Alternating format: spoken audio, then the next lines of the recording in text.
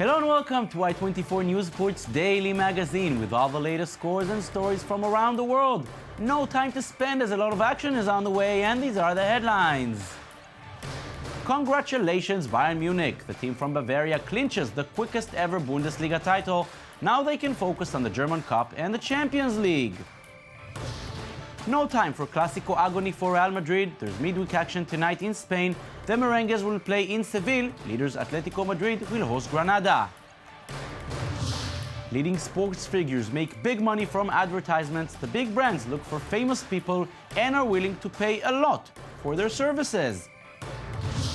And we take a tour around the world. Still some winter images from Canada and Slovenia, and still some summer weather for a triathlon in New Zealand. Hello again and thank you for joining us. We are live from the Jaffa Port. There's still a month and a half to play in the Bundesliga, 7 match days to go, but we already have a champion. Bayern Munich breaks every possible record this season.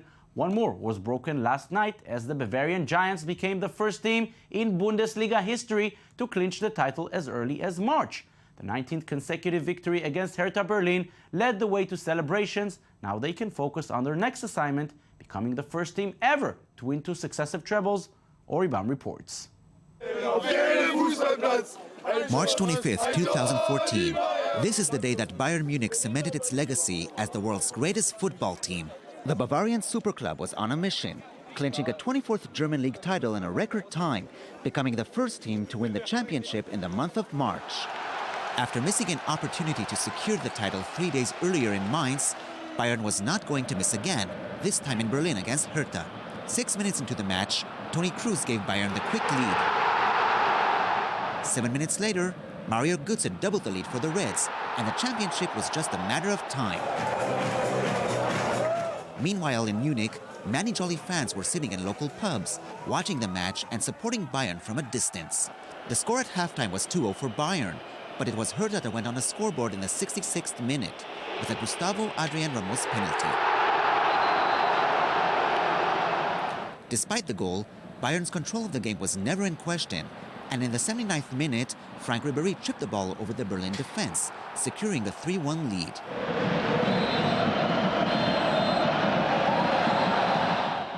The final whistle was a seal of approval for Bayern's dominance throughout the season, winning back-to-back titles and providing brilliant performances in many games. Pep Guardiola, in his first season as Bayern manager, has done an impossible task, taking an already great team and making it perfect. Bayern Munich rightfully celebrates another title win, and the fans can keep on singing in the streets, as their beloved team proved once again, without any doubt, why it is the best in the world. Another big match took place yesterday in the Bundesliga, Borussia Dortmund hosting Schalke in the Westfalenstadion. The Ruhr derby is usually full of excitement and emotions, providing high drama and many goals. Dortmund was looking to break the deadlock first, and Enric Mkhitaryan's shot from outside the box was close, but not enough. Second half, the team in black and yellow were on the attack again, but Marco Reus failed to hit the ball, and Schalke goalkeeper Ralf Fremann kept his goal clean. 73rd minute, Dortmund had the best chance of the match, but once again Mkhitaryan misses the goal, shooting just a bit too wide. No goals were scored till the end. Dortmund and Schalke finished with a disappointing scoreless draw. 21 points still to play for in the Bundesliga. No one will catch Bayern Munich, who holds a 25-point lead at the top. Dortmund and Schalke will battle until the end for the honor of finishing second. Bayer Leverkusen is fourth with the same points as Wolfsburg in fifth, but Leverkusen has a game in hand as they will face Augsburg later tonight. Now to the Premier League, where Manchester United's season is going from bad to worse. The Red Devils lost their 6th game at home this season and 10th overall, and it always hurts even more when it's the City rivals who celebrate on your home ground. Manchester City won 3-0 in Old Trafford, and David Moyes is once again looking for excuses. I take responsibility for the team and always will do. And I think that tonight we come up against a good side. We've gone into the game in pretty good form ourselves, and we wanted to go and have a go at it. But I think with conceding early, it just put us back on the back foot a little bit. But no, I don't think tonight was in any way a lack of effort or lack of commitment from the players. In fact, I thought they were fully there. maybe just in some areas we just didn't quite come up to scratch. 2 more games were played last night in the Premier League. Arsenal is probably giving up on their title run after dropping 2 points at home against Swansea. The equalizer for the Welsh coming in the last minute from an own goal, completing a terrible week for the Gunners. Everton won 3-0 at Newcastle, and 2 more matches will be held tonight. Liverpool will try to keep their championship dreams alive when they host Sunderland in Anfield, and West Ham will face Hull City in Upton Park. Now to midweek action in Spain, and there was not a lot of time for desperation for Real Madrid after the loss in the Clasico. The Merengues will already play tonight, again away against Sevilla. Cristiano Ronaldo and his teammates will have to put the memories from Sunday aside as they face a very difficult task at the Ramon Sanchez Pizjuan Stadium. Sevilla won their last 5 games and are now 5th in La Liga, and if Real Madrid wants to keep close with its 2 title rivals, they would need to come back home with the 3 points. Manager Carlo Ancelotti is expecting a tough match, but one that his team can certainly win. Sevilla are going through a good moment. They are excited because they won the derby in the Europa League. They are playing very well. They are confident. It is a difficult game, but we have the chance to win it.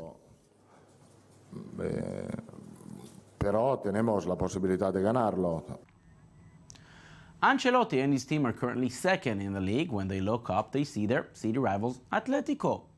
Very few people thought the Colchoneros will keep up with Real and Barcelona at this stage of the season, but they are, and tonight they appear to be the favorites in their home match against Granada. The big question people in Spain are asking now is if Atletico can keep the pace for the remaining 9 games. Diego Simeone is perhaps trying to take some pressure off his players. I think Real Madrid and Barcelona are the favorites to win, but there are still 9 games to play and 27 points to win. If we were missing 2 or 3 games, we would talk about another thing. But with 9 games pending, we have to win all of them, and that is difficult.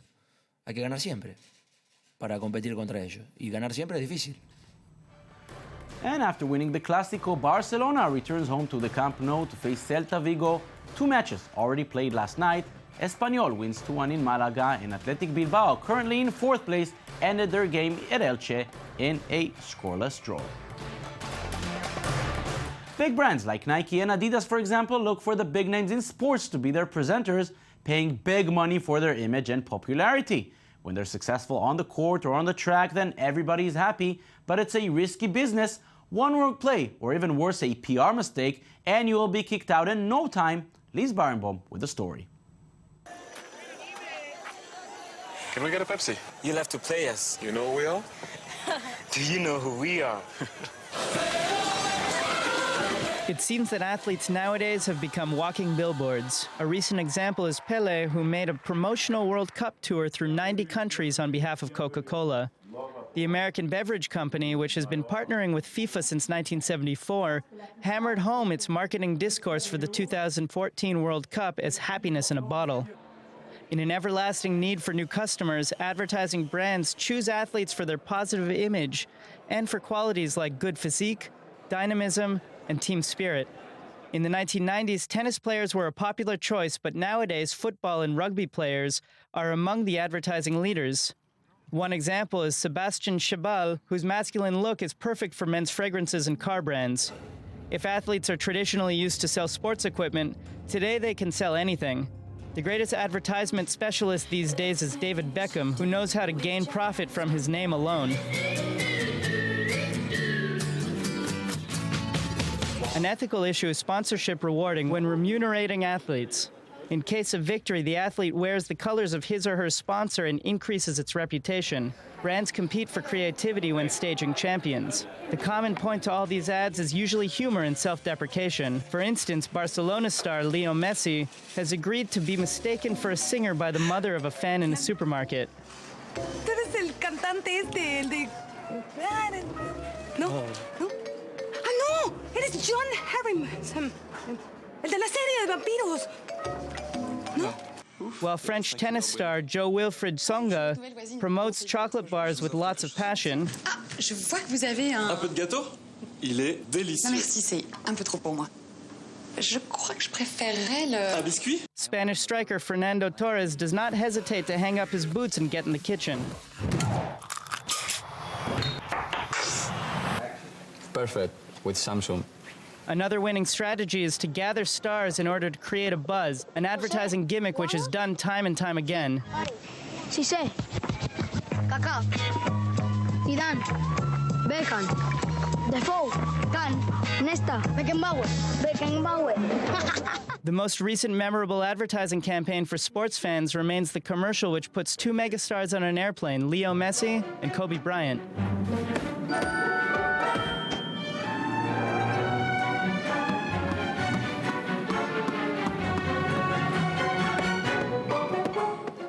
Female athletes are also good sellers. Advertising agencies many times create ads especially adapted for female champions. On the other hand, big companies like Nike try to destroy these kinds of cliches, putting women in the spotlight.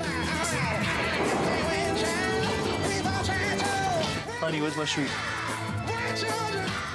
But when scandals tarnish the athlete's image, sponsors may decide to get rid of them. One example is French striker Nicolas Anelka, whose national team's poor display in the 2010 World Cup cost him a sponsorship deal. When Brazilian striker Neymar made jokes against tourists in a TV ad for a soda beverage, he was attacked by a parliamentary committee in Brazil. Apparently, there are some things which are not a laughing matter. Now to the NBA, where two teams with a lot to play for met in Dallas. Dirk Nowitzki and the local Mavericks are on the hunt for the 8th and final ticket to the playoffs from the Western Conference. Kevin Durant and Oklahoma City are aiming for the best record in the league ahead of the postseason to secure home court advantage. It was a close affair throughout the game. No team opened a big gap. Kevin Durant from downtown puts OKC up by 3 with 40 seconds to go. Next possession, Nowitzki misses, but Dallas gets the rebound and Calderon nails it. We're tied again and go into overtime. In the extra 5 minutes, the Mavs took control, winning the game 128-119. Far from the playoffs, the Knicks and especially the Lakers don't really look like they have something to play for. Well, that was an amazing game in Los Angeles. The Lakers scored 51 points in the third. No Laker team ever scored so much in one quarter. No Knicks team ever conceded 51 points in a quarter. For the Lakers, this is a season to forget, but at least it was a night to remember as they thrashed the Knicks 127-96. Any hope the team from the Big Apple may have had of making the playoffs now seems to be gone. Now we take a trip around the world for some other sporting events. There seems to be something for everyone. These are the last days for winter sports, at least in the Northern Hemisphere. The final event of the season in the Ice Cross Downhill World Championship took place in Quebec, Canada. Local hero Scott Cruxell had the support of the giant crowd, but it was Austria's Marco Dalago who won the race. This was his third toe podium, which secured his overall title. Another World Cup which came to its end was the ski jumping one. The final event was held in Slovenia, and there was reason for joy for the local fans, as one of their own, Petr Prevec, was the winner here, securing his second place in the overall standings. The new world champion is Poland's Kamil Stoch, who had a terrific winter, also winning 2 gold medals in Sochi. One of the oldest and most prestigious one-day cycling races is the Milan-San Remo, which was held for the first time in 1907. This year, the riders had to face light yet constant rain. A small breakaway group made the final sprint to the finish line, and it was Norway's Alexander Kristoff who crossed it first. Rugby Sevens is a sport gaining more and more followers, and the Sevens World Series just ended in Tokyo. The powerhouses of rugby may be the Wallabies, the All Blacks, and the Springboks, but in Sevens, it's Fiji who are now the champions. After beating South Africa in an epic final 33-26, the cup will now travel to the South Pacific Island. And our last stop is New Plymouth in New Zealand, site of the second stage of the Triathlon World Cup. Spain's Mario Mola won the season opener in Australia a week earlier, and he does it here again. A great season so far for Mola, who came in just 3 seconds ahead of compatriot Javier Gomez. The next race will be run in Chengdu, China, in the beginning of May.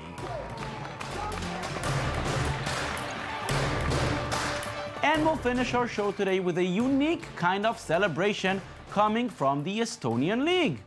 In the 21st minute of the match between Nome Kaju and Flora, Hidoteshi Wakui scored the opening goal for the home team. What happened then? The Japanese midfielder came up with an original goal celebration, taking the football and holding it like it was a bowling ball and throwing it at his teammates who stood in front of him like they were bowling pins. The other players fell in perfect timing. Now that is what we call a perfect strike. That's it for this show. Thank you for joining us. Don't forget you can watch this and every other edition on our website at i24news.tv. We're also on Facebook and on Twitter. We'll see you here again tomorrow. Have a beautiful day.